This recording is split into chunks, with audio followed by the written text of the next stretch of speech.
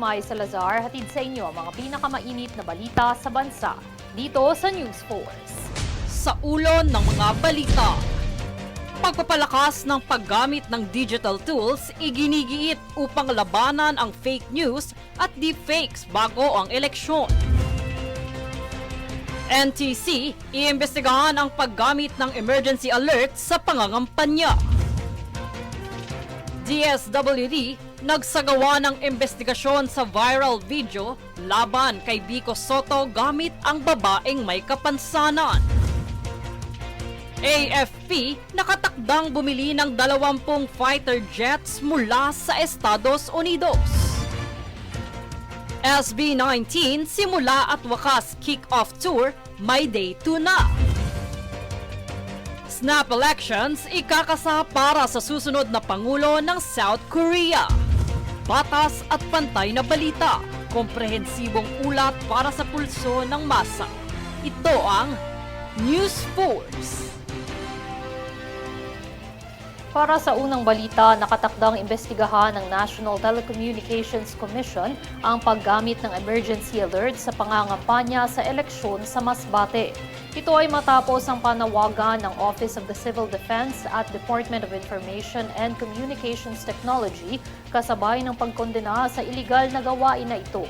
Paggigiit ng OCD, ginagamit ang emergency system para sa mga paalala sa mga kalamidad at mga banta sa seguridad ng publiko. Kung mapatunayang guilty ang sangkot na kandidato, posibleng ma-disqualify siya ng Commission on Elections o COMELEC. Samantala, nagpaalala ang Philippine National Police o PNP sa publiko na planong mag-beach na mag-ingat sa paglusong sa dagat upang hindi maging biktima ng pagkalunod ngayong summer at Holy Week break season. Ngayong buwan hanggang Mayo, kadalasang maraming naitatalang kaso ng mga nalulunod dahil ito umano ang panahon ng bakasyon, kung saan dagsarin ang mga bumibisita sa mga dagat.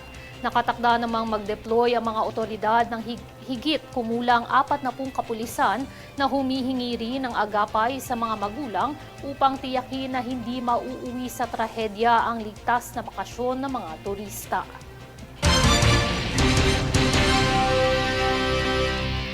Iginigiit naman ng isang analyst at National Cybersecurity Movement ang kahalagahan ng pagpapalakas ng paggamit ng digital tools upang labanan ang fake news, deepfakes at scams sa paparating na midterm elections ngayong Mayo. Ayon kay CICC Agent Marco Reyes, dahil sa tila makatotohanang kakayahan ng deepfake technology na gayahin ang itsura at boses ng isang tao, mahalagang masuri ang mga audio at video content sa iba't ibang social media platforms, partikular sa mga kandidato. Tiniyak naman nito na nakipag-ugnayan na sila sa mga law enforcement at ibang pribadong sektor upang mas mapalakas ang kanilang kakayahan para labanan ang mga talamak na mapanlinlang na aktibidad. Sa ibang balita, matapos ang yumanig na magnitude 7.7 na lindol sa Myanmar nitong kamakailan, nais paigtingin ng Trabaho Party List ang workplace safety para sa kaligtasan ng mga manggagawa sa oras na may sakuna o kalamidad sa bansa. Itataguyod ng grupo ang mahigpit na pagpapatupad ng building code at iba pang protocols, regular na pagsasagawa ng mga fire safety drills, pinaigting na risk assessment at pagsasanay sa mga empleyado pagdating sa pagresponde sa sakuna. Dagdag nila, kailangang may agarang aksyon upang matiyak ang kaligtasan ng lahat at maprotektahan ang buhay ng bawat manggagawang Pilipino sa panahon ng kalamidad.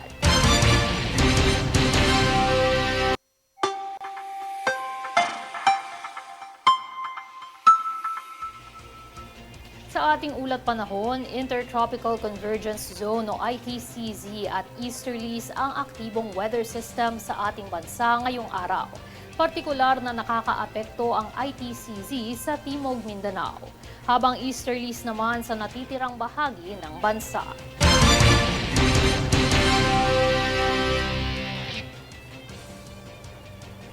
Susunod sa News Force. AFP nakatakdang bumili ng 20 fighter jets mula Estados Unidos. PSA inihayag ang pagbagal ng inflation sa 1.8%, bunsod ng mas mababang presyo ng imported rice na inilunsad ng DA. DSWD nagsagawa ng investigasyon sa viral video laban kay Vico Soto gamit ang babaeng may kapansanan. Manatiling nakatutok para sa higit pang mga balita sa pagbabalik ng News Force.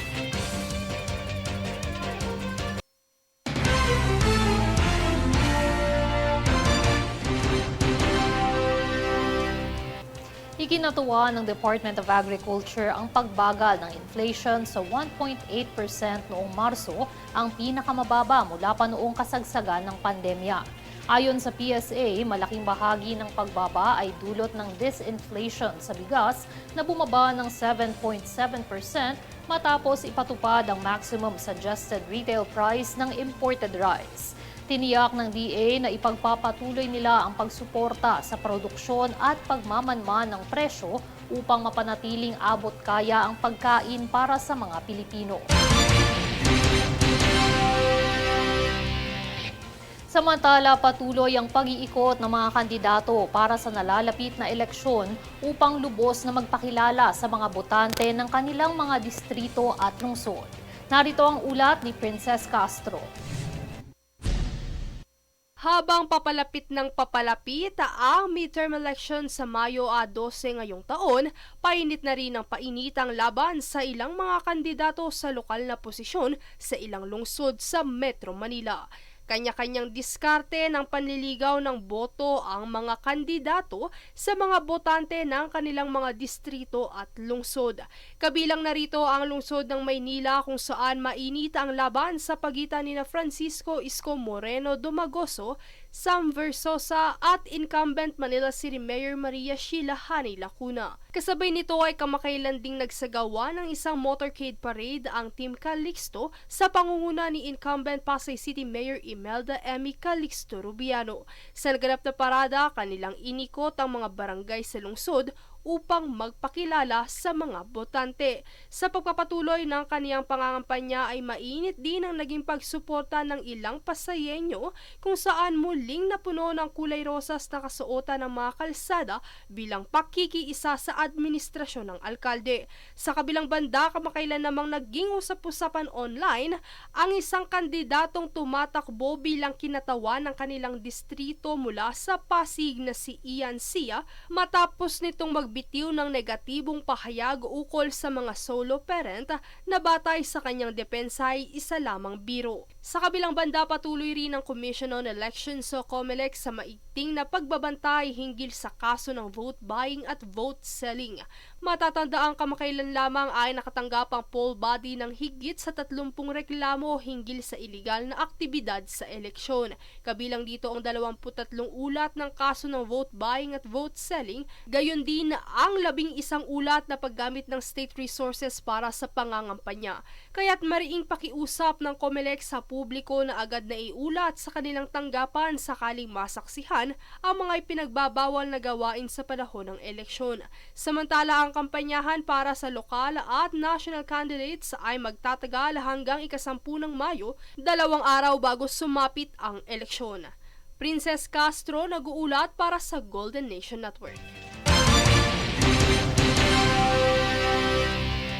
Nakatakda namang bumili ang Armed Forces of the Philippines o AFP ng 20 F-16 fighter jets mula sa Estados Unidos na nagkakahalaga ng $5.58 billion. Ayon kay AFP Chief Romeo Bronner Jr., kasama ito sa modernisasyon ng militar, kaakibat ang pagpapahusay ng mga kapabilidad nito. Bukod dito ay 2 warship ang matatanggap ng AFP mula sa South Korea ngayong taon. Dagdag pa ng AFP, plano din itong bumili ng mga karagdagang missile system. Nilinaw naman ng Department of Interior and Local Government o DILG na hindi muna ipapadeport ang Russian-American vlogger na naaresto dahil sa pangharas. Dapat umano niyang harapin ang mga parusang kanyang kakaharapin sa Pilipinas. Para sa detalye, narito si Francis Riodique. Iniharap sa isang press con sa Quezon City ang naarestong Russian-American vlogger na si Vitali Dorovetsky matapos ang kanyang kamakailang insidente ng pangahras sa Taguig City. Naging viral ang naturang vlogger matapos gawing katawa-tawa ang mga security guard sa BGC. Kabilang ang pagtangkang paghalik, pagkuha ng sombrero at pagmumura sa mga CQ. Di pa nakontento ang dayuhan at pati ang matandang ito ay kanyang pinagtripan. Napag-alaman din ng mga otoridad na nanguha ito ng electric fan sa isang restaurant at pinagmumura din ang isang surfing instructor. Idineklara na rin umanong persona non grata ang vlogger sa ilang mga bansa. Ayon kay Department of Interior and Local Government Secretary John Vic Remulla, hindi muna ipapadeport ang dayuhan. Aniya, kailangan niya munang kaharapin ang mga kasong isasampa laban sa kanya sa Pilipinas. Ngayon, babalato sa lahat ng mga gustong ganito pang gawin, huhulihin namin kayo. Hindi kami papayag na basusin nyo ang mga Pilipino at lalong-lalo na walang exempted sa batas dito sa Pilipinas. Mananatili umano ang dayuhan sa Bureau of Immigration Detention Facility sa Muntinlupa habang isinasagawa ang mga proseso. Paggigit ni Remulla, hindi bibigyan ng special treatment ang mga dayuhan sa bilangguan. Sa kasalukuyan ay tinutugis din ang kasama niyang Pilipinong cameraman na maaari rin umanong panagutin ng mga otoridad. Francis Riudique, nag-uulat para sa Golden Nation Network. Samantala, inatasan ni DSWD Secretary Rex Gatchalian ang isang fact-finding team upang siyasatin ang umano'y sa pilitang paggamit sa isang mentally challenged na babae para siraan si Pasig City Mayor Vico Soto. Ayon sa DSWD, maaaring lumabag ito sa RA 7610 na nagbabawal sa anumang uri ng pang-aabuso at eksploitasyon sa mga taong may kapansanan.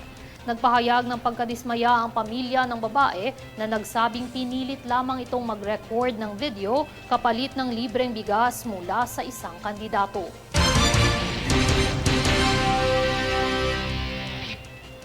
Susunod sa News Force. Cybercrime complaints sa unang 3 buwan ng taon lumobo ng 72%.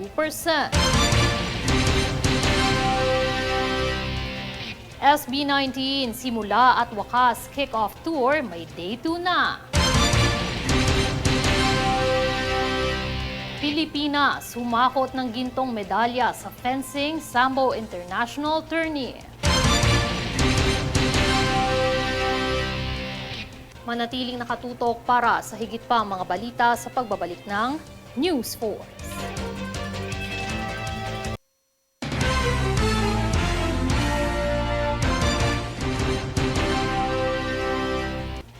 Naitala ng Cybercrime Investigation and Coordinating Center ang paglobo sa 72% ng cybercrime complaints na kanilang natanggap sa unang 3 buwan ngayong taon. Nasa mahigit 3,000 reklamo ang kabuuang naiulat sa tanggapan kung saan smishing o isang anyo ng panlilinlang gamit ang text message at vishing o panlilinlang gamit ang phone call ang nangungunang reklamo sa ahensya. Itinuturo namang dahilan ni CICC Agent Marco Reyes ng pagtaas nito ay dahil alam na umano ng mga Pilipino kung saan magsasampa ng reklamo. Dagdag pa ni Reyes, kasama nila ang Scam Watch Pilipinas sa pagsasagawa ng roadshow upang ipaalam sa publiko kung saan magsasampa ng reklamo, kabilang ang 1326 Hotline Complaint Platform. Nasabat naman ng BOC at PIDEA ang halos 4 na kilong high-grade marijuana na itinago sa mga pouch ng crispy broccoli. Yan ang balitang hatid ni Jade Buhoy. Nasabat ng Bureau of Customs o BOC Port of Clark ang 3,896 grams ng high-grade marijuana na nagkakahalaga ng humigit kumulang 5.8 million pesos. Ang ilegal na droga na kilala sa tawag na Kush ay natagpuan sa isang parcel na galing Thailand at patungong Legazpi City. Dito naalerto ang mga otoridad matapos makatanggap ng derogatory information mula sa PIDEA hinggil sa naturang shipment. Matapos ito isinagawa ang canine sniff test noong ika-27 ng Marso na nagresulta sa positibong indikasyon ng iligal na droga. Base naman sa isinagawang physical examination, tumambad ang 32 self-sealing packs na may label na crispy broccoli. Ngunit naglalaman pala ito ng marijuana. Kung kaya't kinumpirma ng PDEA na ang laman ng mga pouch ay fruiting tops ng marijuana. Isang mapanganib na gamot ayon sa RA number 9165. Samantala, inisyuhan na ng warrant of seizure and detention ang kargamento dahil sa paglabag sa Custom Modernization and Tariff Act at Dangerous Drugs Act. Habang pinuri naman ni Custom Commissioner Bienvenido Rubio ang koordinadong aksyon ng mga ahensya sa likod ng matagumpay na operasyon. Jade Buhoy, nag-uulat para sa Golden Nation Network.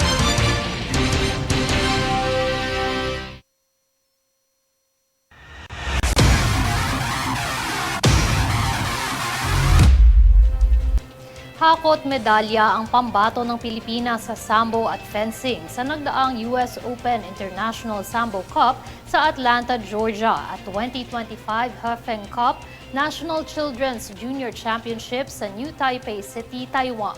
Tinapos ng Sambo team ang kanilang kampanya na may 3 ginto sa 72 kg combat sambo, above 88 at 80 kg sa sports sambo, habang isang pilak na medalya sa 54 kg ng combat sambo.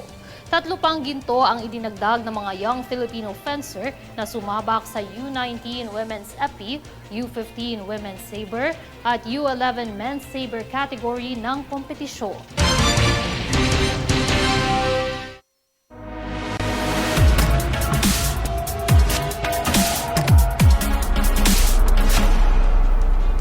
Good News 18 dahil magkakaroon na ng Day 2 ang simula at wakas kick-off tour ng P-Pop Kings na SB19 sa Philippine Arena.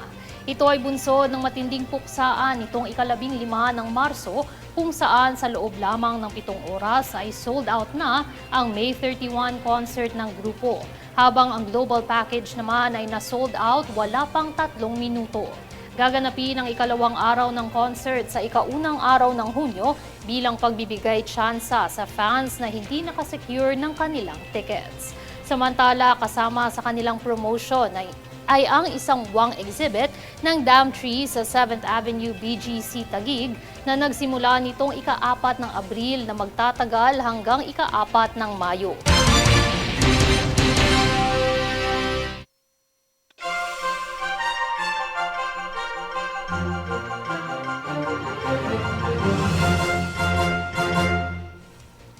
Matapos ang desisyon ng korte na patalsikin sa pwesto ng pagkapangulo ng South Korea si former President Yoon Suk Yeol, inaasahang magsasagawa ang naturang bansa ng maagang halalan sa pagkapangulo. Ikakasa ang snap election sa loob ng 60 araw o halos 2 buwan matapos ang naging desisyon ng korte. Inaasahang gaganapin ito sa unang linggo ng Hunyo. Na-impeach ang dating presidente na si Yoon dahil sa nabigo itong pagpapatupad ng martial law noong nakaraang taon. At narito ang recap ng mga nagbabagang balita ngayon. Sa ulo ng mga balita, pagpapalakas ng paggamit ng digital tools iginigiit upang labanan ang fake news at deepfakes bago ang eleksyon. NTC, iimbestigahan ang paggamit ng emergency alert sa pangangampanya. DSWD, nagsagawa ng investigasyon sa viral video laban kay Vico Soto gamit ang babaeng may kapansanan. AFP, nakatakdang bumili ng 20 fighter jets mula sa Estados Unidos. SB19, simula at wakas kick-off tour, may Day 2 na. Snap elections, ikakasa para sa susunod na Pangulo ng South Korea. Batas at pantay na balita, komprehensibong ulat para sa pulso ng masa. Ito ang News Force. At yan ang pinakamainit na mga balita ngayong araw. Manatiling nakatutok sa aming mga ulat at updates sa aming Facebook page, facebook.com/Golden Nation Network. Ako si Mai Salazar at ito ang News Force.